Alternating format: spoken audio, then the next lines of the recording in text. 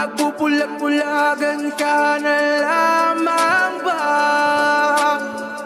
Magtutulog-tulugan, gumising ka. Ito na ang oras para lumaban. Huwag kang umatras pag nasa katwiran. Panatilihing bukas ang sipan, katotohanan ng ating sandigan. Sa kadiliman, huwag matatakot. Hello! Magandang araw mga kababayan. So, ang gamit ko ngayon ay prepaid. Prepaid internet connection kasi sumablay na naman yung internet connection natin. So, sana magawa ko na maayos to reaction video ko ng okay, ano? Diba? Anyway, re-reactan ko ngayon kay Kuya Red Ghost Adventures. Diba? So, ipi-play natin to ngayon. Dali lang masyado pala naka-zoom. Ang title ng video ni Kuya Red ay Tinulungan Ko Ang Kaluluwa ni Francis at Ricky. Name ng pusa akong isa Francis eh. Tapos si Ricky daw. Sino yung ano na yan? Ayusin ko lang nga. Then i-play na natin tong video ni Kuya Red. Sa hindi pa nakasubscribe dyan, please subscribe to my channel, Kuya Red Ghost Adventures. Huwag niyong kalimutang i-share mga idol. Kalat natin. Okay? Para mas marami pa tayo mga kababayan na para mas marami pa tayong mga kababayan na mapeke. Peace Kuya Red mabigyan ng peking video patungkol sa kaluluwa at mga spirito. Aral patungkol sa kaluluwa at mga spirito. Aral patungkol. Di ba aso yun? Kasi sinasabi niya may boses daw ng lalaki. Pero to be fair, kayo mga ghost hunter, kahit na mimeke kayo, tingin ko may possibility na may mapasama talaga na totoo sa video nyo. Feel ko lang, darating ang time na meron kayong mavivideohan na totoo na. 'Di ba? Yan yung sinasabi ko katulad nito, 'di ba? Ito yung madalas kong sinasabi sa inyo, men, na ang paranormal hindi napipredict yan kung kailan magpaparamdam. Katulad nito, nag-i-intro si Kuya Red, 'di ba? Di umano daw, pero hindi pa ako convinced, Di umano may boses daw ng lalaki, tinan mo. Patungkol sa kaluluwa at mga spirito. May boses daw ng lalaki, di umano eh. Aral patungkol sa kaluluwa at mga spirito. Kung may narinig ba kayo? Anyway, ganyan talaga ang paranormal, unpredictable yan kung kailan papasok. Feeling ko kung may boses man doon, 'di ba? Feeling ko legit kasi unplanned eh. Nag-i-intro pa lang siya noon eh.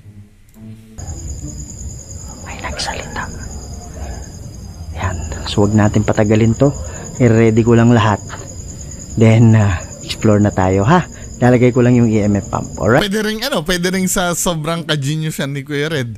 Nagplant siya ng magsasalita. Di ba? Katulad sa akin, habang nagsasalita ako, pwede kong sadyain na may magsalita sa background. Anyway, anything is possible naman eh. Di ba? Pero pwede mangyari. Na mahaluan sila ng totoo. Right? So, sandali lang. Yan mga idol, no? So, naka-ready na yung natin. Yung EMF pump natin nandun. Ano ba yung EMF so, hindi pump pa nakakaalam na yan?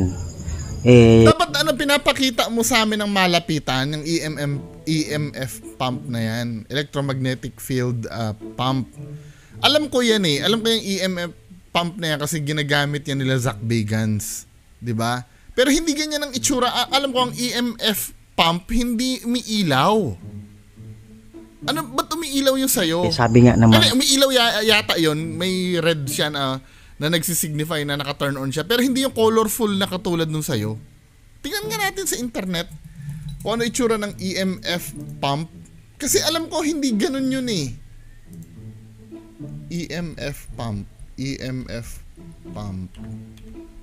Parang yun? Parang alam mo yung pack? Yung hockey pack? Diba? Tingnan nga natin. Huwag mo na maipahiya yung connection ko. Anyway, pagpatuloy muna natin hanggang di naglo-load yung... Ay ito yung EM pump pala, hindi siya EMF pump, electromagnetic pump. Parang ganito yon, EMF pump. Ganyan lang ang EMF, hindi yung makulay na katulad nung sa'yo. Kasi ang gawain ng EMF pump, pag nilagay mo yan, bubugay yan ng electromagnetic field. Pag bumugay yan ng electromagnetic field, yun yung energy na kakainin ng mga multo para magamit nila magparamdam. As in, theoretical, in theory, ganun yung papel ng EMF pump, 'di ba? Pero hindi ganito na yung EMF pump niya Yung EMF pump niya makulay. 'Di ba? Tingnan mo. Studies sabi ng mga nakakaalam yung EMF. Yan hindi, ewan ko, ayaw mong isum Di ba? Ayaw mong isum ewan ko, baka ilaw lang yan, natin doon. So, sa hindi pa nakakaalam yan, ako alam ko, kaya lang hindi ko alam na may ganyan palang itsura na EMF pump. Nga ng mga studies, sabi ng mga magagaling when it comes to paranormal. Ma-studies ka Pag yung kaluluwa daw gustong magparamdam sa atin, gustong magpakita, humihigop ng energy yan. Kaya minsan napapansin mo yung flashlight natin naglulubat, yung cellphone natin naglulubat bigla. Diyan kasi sila kumukuha ng energy para pwede silang magpakita. Habang diba, kumukuha sila ng energy, nakakabuo yun ng electromagnetic field. Okay? Yan. So, nakakabuo ng electromagnetic field yung multo? Hindi. Yun yung kinakain nila. Paano sila makakabuo nun?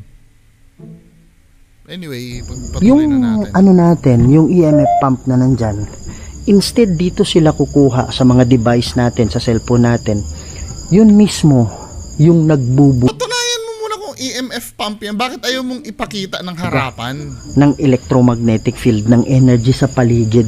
Barbero din to si Kuya Red, no? Na pag nagbuga ng energy yan, may mararamdaman ka sa katawan mo. Alam mo yung parang kakaiba talaga kumpara sa kung wala yan. So yun yung energy. Kasi yung katawan natin, energy. Ilaw lang yata yun. Pag may kaluluwa, nagre-react yung katawan natin because of electromagnetic field. Okay? Yan. So eto namang daladala. Scientifically speaking, ako, paki-correct naman ako, baka mali ako, baka may teacher na nanonood sa akin, teacher ng science. May effect ba ang electromagnetic field sa katawan ng tao? Di ba ang inaapektuhan lang yung mga electronic device tsaka mga metal? Anyway, paki-correct ako. Di ba? Medyo naguluhan lang ako. Wala natin dito. Yan. Ito naman ay ghost and EMF detector. Okay? So yung kulay green na yan, yun po yung electromagnetic field. Sorry hindi ako naniniwala dito sa sa cellphone Kasi wala namang sensor to ng EMF Diba? Pwede mo kasi i-program yun Ang meron lang nandito, compass. Ang reliable lang na application sa cellphone ay metal detector. Diba? Pero hindi... Ewan ko lang baka ma-explain nyo sa akin. Kasi pag metal detector kasi, ang compass kasi sensitive sa yan Diba? Katulad nito. Diba? Ito yung metal detector. Pag dinikit mo sa yan, sa bakal, tataas yung niya. Ba't ayaw mo tumaas? Ayan diba? Tumataas siya, nakaka-detect siya ng bakal. Pero pag nilayo ko, bababa yung reading niya. Yung diba? Yun lang ang device, yun lang ang merong equipment sa cellphone. Hindi ko alam na nakaka-detect ang cellphone ng EMF. 'Di ba? Anong component sa cellphone ang pwedeng makadetect ng electromagnetic field? Wala. Compass kaya ba? Ay sa bagay affected ng magnet ang compass. Pero para sa akin hindi reliable na ito yung gamitin mo Mag-invest ka Kuya Red dun sa yung talagang totoong EMF meter. Mura lang naman sa Lazada, sa laki ng sweldo mo sa YouTube. 2,000 lang yun, yung sa Lazada. Diba? Ba't hindi ko sila Retzel nga nakakabili ng REM pad din Alam niyo yung REM pad? Anyway, mga equipment na ng ano. At saka, huwag ka magre-rely dito. Ang tunay na yung may boses na lalabas, yung Ovulus. Yun dapat yung ginagamit nyo. Ovulus. Tingnan natin ha. Ovulus. 5 na pala. May Ovulus 5 na pala. Maraming version ang Ovulus eh. Tama, katulad nito, ano. Ito yung totoong EMF meter. Ayan na, Ovulus. Ito yung nagsasalita talaga. Punong-puno to ng ano, ng phonetic data. Kasi yung nasa cellphone kasi, yung naka-store sa cellphone data, words na mismo yun. I mean, para maintindihan nyo, ano, ang naka-store kasi sa cellphone, mga words na naka-program na lalabas yan kapag ka certain amount of time. Talagang words na. Ang sa Ovulus kasi, phonetic. Phonetic sounds ang nandyan. Ano ba yung phonetic sounds dyan? A, E, I, O, U, Ba, Baby, Bobu, Daddy, Di, Dodu, ganon. Yun yung pipiliin ng multo, di umano, in theory, na para makabuo sila ng words. Halimbawa, A, E, I, O, U, pwede mag-produce sila ng word na ako. Diba? Phonetic database ang laman ng Ovulus. Yun yung pinaka-accurate. Hindi yung, ito kasi mga words ang laman nito eh. Diba? Nagigets nyo ba ibig ko sabihin? O hindi? Kasi kahit kailan para sa akin, bagamat may may mga legit na paranormal investigator na gumagamit ng application sa cellphone, pero may doubt ako sa accuracy pagka ganun. 'Di ba? Kung gusto niyo mag-investigate talaga, mag-invest kayo sa tamang equipment. Balik tayo kay Kuya Red. Yun yung sinasabi ko kanina na pag yan aakyat yan papuntang yellow, orange hanggang pula. Pag pula na, ibig sabihin pinapaligiran ka na ng mga spirito niyan, malapit na sa'yo, okay? Yan, tapos may mga words na lalabas. Ako, yung observation ko kay Kuya Red, parang ano siya, yung no offense kay Kuya Red baka magalit sa akin si Kuya Red eh. Parang as you go along, parang nagme-made up ka lang ng ano. Kasi mahirap sa akin kasi college days pa, enthusiast talaga ako, paranormal enthusiast talaga ako. Marami na akong napapanood documentaries na, tsaka ang gusto kong panoorin documentaries na tungkol sa paranormal ay based sa scientific devices. Katulad niyan, yung mga EMF meter, mga Ovulus, spirit box, yung radio frequency na nagsusweep ng ng frequency, 'di ba? Radio frequency. Radio na nagsusweep ng frequency.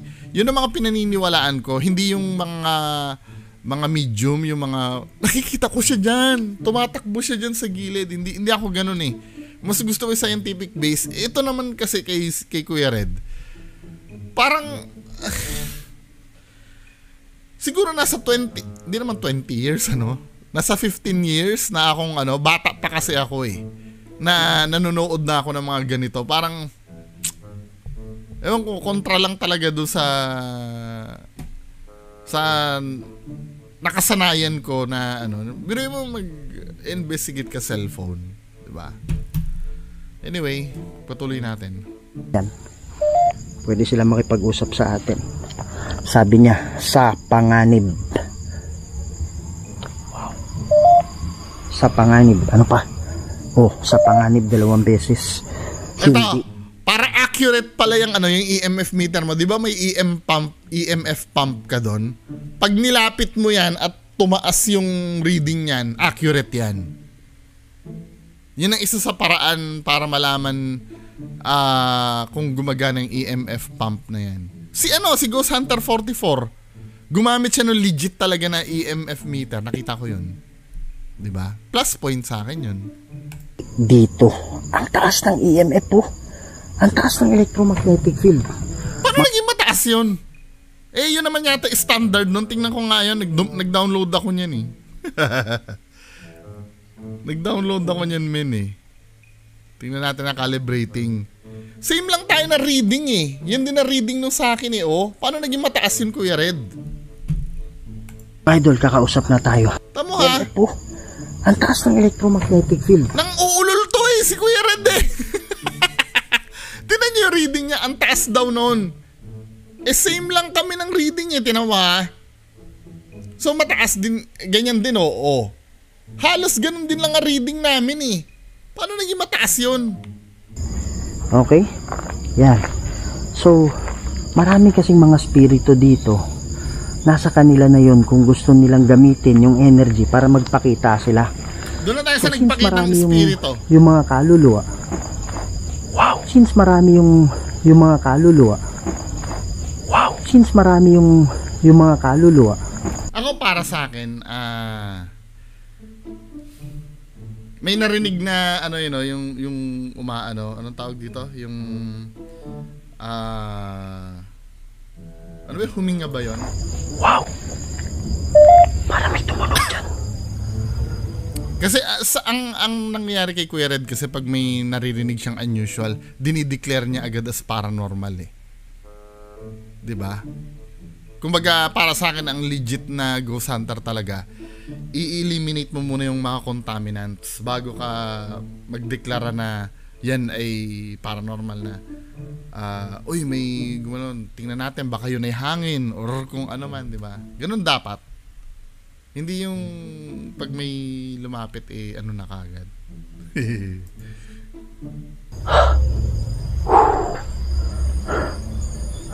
Sabi. Ano yan? Hindi ko nakuha. Since marami yung mga spirit, mga idol, yung iba, naglolo ko lang, parang kung ano-ano lang yung pinipili ng mga salita. Parang, tao din kasi yan. Pinapalusutan niya na kagad eh, no? Asylum. Laging sinasabi yan. Kaya lang inaabangan natin dito, mga idol, sa EMF and Ghost Detector natin. Sabi niya, lalaki. Yan. Kausapin mo ako. Taas oh. Yan. Inaabangan natin dito yung mga paulit-ulit na mga salita, mga repeating words. Ibig sabihin asan na yung nagpapakita? Magpapakita daw dito tayo, yung ano eh. huwag kang mag-alala. Ito. Wow. Ito na yun. Ito na yung video ni Kuya Red. Yung isang bagay. So ito, makikita natin dito mga men. Meron ditong tao na ganyan ano. Para sa akin lang sumayad yung lalamunan ko. Para sa akin lang, huwag ma-offend si Kuya Red sa akin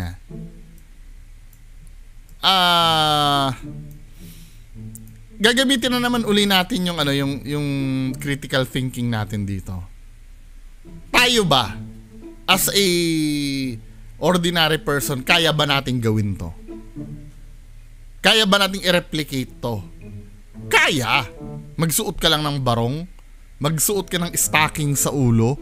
Para sa akin, stocking sa ulo yan eh. 'Di ba? Kaya natin i-replicate yan. 'Di ba? Maliban na lang halimbawa kung magpapakita multo nakalutang tapos transparent siya. Tapos walang ulo. 'Di ba? Yun na hindi natin kayang gawin, pero yung ganito napaka nito eh. Napaka basic nito eh. O ba i-trap dito na spirito? Sige po, pwede kayo makipag-usap sa akin. Tsaka isa pa ha, tinan nyo, nahapyawan ko na to eh habang pinapanood ko to kanina ng konti. Pag magte-teleport yung multo, may pattern eh. Tamo. Marami ba kayo dito? Sabi niya sumasang-ayon na wala. Yan. Sige po, usap tayo. Huwag kang mag-alala. Wow. Ulitin nga natin. Ang taas ng electromagnet. Sige po, usap tayo. Huwag kang mag-alala. Di ba napapansin nyo pag nagte-teleport yung yung multo, biglang nag-i-steady yung camera niya, ini-steady niya yung camera niya. Pero hindi niyo mapapansin kasi nga ginagalaw-galaw niya. Pero may certain times na ops, steady ko, lipat ka na doon. Tapos gagalawin niya uli para mukhang continuous. Pero kung mapapansin mo, basic yung sa kanya, pag tinigil niya doon, magte-teleport, saka lang siya gagalaw pagka nasa ibang lugar na. Tamo ha. Yan. Ginagalaw-galaw Sige niya, po, di ba? usap tayo. Huwag kang mag-alala. O, di ba? Tumitigil siya, then pagka lumipat na sa kanya, igagalaw yung camera niya. So, anong ano nito na ito ay cut to cut? Ano yung... Yan. Ano? Pansinin niyo yung mga gamo-gamo ha. Sige po, usap tayo. Huwag kang mag-alala. O, di ba? Yung gamo-gamo nagte-teleport din eh. Yan. Tingnan natin, out of nowhere. I-slow motion ko. Sabi sa inyo, napakalinis gumawa ng video nito. tayo. Huwag kang mag-alala. O, di ba? Bigla nagkaroon ng gamo-gamo dito sa gitna. Out of nowhere. Sige po, usap tayo. Magkakaroon ng gamo-gamo dito. O, di ba? Nagkaroon ng gamo-gamo bigla.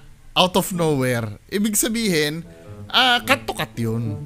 Hindi naman multo din yung, pati ba naman ba mga gamo-gamo multo din? 'Di ba? Talaga malinis lang si Kuya Red. Ito yung nahihirapan ako minsan hulihin eh. Wow. Kung paano niya ginagawa yung cut to cut niya eh. Diba? Ang taas ng electromagnetic field. Di pa nga nagkukulay red eh, si Kuya Red naman. Sige po, salita ka lang. Umalis ka. Sino ba yung nagsasalita? Crusanti Patris Benedicti. Rusa Craset Mihilox nung quam Dracoset Mihidox. Baderetro Satana nung quam Swad. Pagdating sa Soul Malakeli ba siya magte-teleport? Dimihivana. Sont Malakweli Vas Epsevenina Vevas. Hindi. Hindi siya nawawala eh. Big sabihin, hindi siya demonyo. Yan. Ano to? Makinig ka sa akin? Ano yan? Sige po, magsalita kayo. Palawit. Lagi yung ginagamit to. Yan. Sige po, huwag kang mag-alala. Sabi niya nawala ako. Oo nga, bigla kang nawawala. Huwag kang mag-alala ha. Hindi ako takot sa'yo, hindi ka magkakasala dito. Yan. Ano pa? Ano to? Tumakbo. Yeah, balik. Ano ibig sabihin mong balik? Wow! Linis ano? Linis ng kanyang cut to cut ano? Kaya mapapansin niyo pag magka-cut to cut siya ano, biglang tumitigil yung camera niya. Pero puta, ang linis talaga nitong mabaho. Ito yung perfect na cut to cut niya. Wala akong makita eh. Tingnan ko ha. Dapat i-stand niya yan para talagang steady. Ano sabi niya? Balik. Ano ibig sabihin mong balik? Wow! Linis ano? Linis? Shit! Pero may gamo-gamo pa rin na nag-teleport din eh. Tamo. Ano ibig sabihin mong balik? Wala. Malinis ang pagkakagawa ni Kuya Red. Diba? Kaya ito yung gusto ko dito eh. Pupunta ako. Saan ka pupunta? Anong ibig sabihin mong pupunta ako? Saan ba kayo dito? Ayop talaga kayo. Wish you. Wala na. Yan, yung mga ano kasi, yung mga demons kasi. Wow. Pwede nilang laruin yung kaluluwa na makalimutan niya. Lalong-lalo na yung mga kaluluwa na Hindi natin magpapakita pa ba? Dinadaan ni Kuya Red yung pinipilit niya maging educational yung channel niya para sabi, ay marami kami natutunan. Yung inaano natin. Ayan, may iba naman. Uy. Pero ako for me same person lang to eh. Kagaya. Na hinubad niya lang yung niya eh, yung barong niya eh. Uy. Yan. Sige po. Magsalita kayo. Wow! Ilan kayo nandito ngayon? Tumakbo. Yan. So gusto ko mamaya, pag pag-pray ko, kayo ha? Tumawid na kayo. Dito na trap. Huwag kang maniwala. Sabi.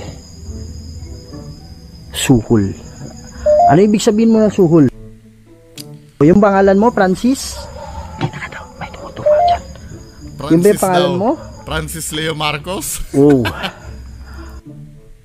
Ulitin nga natin. Nag-teleport eh. Yung ba yung pangalan mo? tama napapansin nyo, tumitigil siya pag magte-teleport. Kasi doon nangyayari yung cut to cut eh. Tingnan mo ha. Pero Yung ba yung pangalan mo? yung gamo-gamo biglang lilitaw dito. Nagte-teleport din.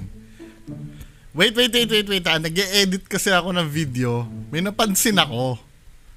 Diba? Ini-instruct ni Kuya Red yung multo niya. Ito yung timestamp. Ang timestamp ay 20:05 sa ito yung video na nire-reactan ko ha. Inubutuloy ako. Tulungan ko ang kaluluwa ni Francis sa Tricky, Kuya Red Ghost Adventures. So ito yung timestamp 20:05. So doon tayo mag-start 'Di ba? Habang ine-edit ko to nahuli ko eh. 'Di ba? Dito sa part kung saan ko pinutol ha. Tingnan natin kung totoo yung hinala ko. Gusto kong sa larger screen kasi panoorin kasi nag-edit ako sa tablet kanina. So play natin ha. Naririnig mo ako. Yung pangalan mo, Francis? Ang bini ko yan. Pumunta ka doon. Ha? Ewan ko kung hindi, part ba ng palabas niya yon? Yung ba yung pangalan mo? Pero kung hindi naman siya pumunta kung saan tinuro, hindi kasi pwede kasing mangyari, ganito, habang tinuturo niya, puta ka doon. Tapos yung pupunta na doon yung multo, hindi, okay na pala, dyan ka na lang. Pwede kasi mangyaring ganun eh. Pero ano ba, part ba ng yon? Part ba ng, hindi, sa akin ha, pakilinaw sa akin, part ba ng yon, ng niya, I mean, ng investigation, pumunta ka doon. Sinabi niya ganun, pumunta daw siya doon eh, tinan mo. Oh. Naririnig kita. Salamat. At naririnig Hindi niya mo ako. nakat Yung pangalan mo, Francis? May tumutuwa dyan. Ano? Pumunta ka doon, may? At naririnig mo ako. Yung pangalan mo, Francis? May tumutuwa dyan. Yung ba yung pangalan mo? Part ba ng yun? Anyway, pakiliwanag sa, parang ini-instruct niya yung multo eh. Diba? May tumutuwa dyan. Yung ba? Pumunta ka doon, may parang diba? Weird lang. Anyway, paki-verify na lang Sige. Kung mali ako, baka mali ako. Pero kaduda-duda eh, bakit niya tinuturo doon? Parang pumunta ka doon, diba? Anyway, paki-comment na lang po sa baba. Baka sakaling mali din ako. Diba? Pero, tinan mo, panoorin mo. Yung ba yung pangalan mo? Ulitin mo. Oh. May tumutuwa dyan. Salamat. At naririnig mo ako. Yung pangalan mo, Francis? May tumutuwa dyan. Yung ba yung pangalan mo? Anyway, kayo na lang humusga. Diba? Sige. Kasi, maaring hindi niya na-edit yung part na yon or Pero, you can't deny the fact, yun lang naman as we go along kasi, repetitive naman yung nangyayari. Diba? Parang, para sa akin, sana may iba namang nangyayari. Kasi, ganoon lang naman lagi ang nangyayari. Teleport. Yung mga words na lumalabas as he go along, mini-made up niya lang. Suhol? Ano yung suhol? Pero pagka halimbawa may mga words na tumutugma doon sa ginagawa niya, katulad nung word na nakalagay, layas. 'Di ba? Pinapalayas mo ako, 'di ba? Pero pag hindi niya alam kung paano iimbentohin yung salita, ano ibig sabihin ng suhol? 'Di ba? 30 minutes plus ito na paulit-ulit na ganun. Tung kay Kuya Red, yung teleport, words, actually halos lahat naman, pati yung sa white lady niya na ganyan din eh. Yung parang namamangha lang tayo doon sa effects, pero wala tayong na-accomplish. 'Di ba? Ni walang klarong message na sinasabi yung espiritu sa kabilang buhay na pakisabi sa mga anak ko, magpakabait sila. Wala namang ganun eh. 'Di ba? Anyway, kayo, para sa akin kasi, although na yung effects niya sa akin, let's say 9.5 kasi minsan nakikita ko yung mga gamo-gamo Nagte-teleport din eh.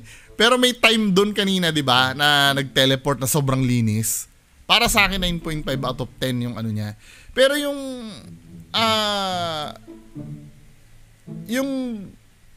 video itself, parang ano eh, parang may mga sinasabi siya doon na wala naman siyang batayan. Tapos, alam mo yung parang feeling expert, 'di ba? Alam mo 'yon na kahit pa paano may pambubudol din talaga na ginagawa, 'di ba? Pero natatakpan yung pambubudol niya dahil namamangha tayo eh. Worth it naman siya panoorin eh. Kaya lang for the first 10 minutes or 20 minutes, mag-e-enjoy ka, then suddenly magiging repetitive na lang yung gagawin.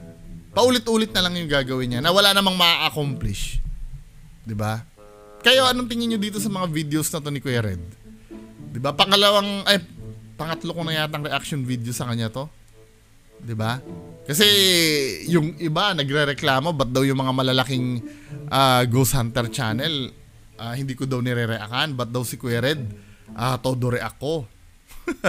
Ay, todo ignore ko daw pag si Kuya Red. O ayan na. 'Di ba? Kaya lang syempre mapupuri ko si Kuya Red kasi maganda naman kasi yung video ni Kuya Red. Magdadamdam kayo sa akin na minamaliit ko yung video nyo. Basura naman talaga. Pero mo white lady tumalon sa terrace. Ano yun? 'Di ba? Tapos puro cut pa na, ang dudumi pa ng cut. 'Di ba? Anyway, paki-comment na lang po sa baba ano masasabi nyo dito. Maraming salamat po. Bye-bye. Ito na ang oras para lumaban. Huwag kang umatras pag nasa katwiran. Panatilihing bukas ang sipan.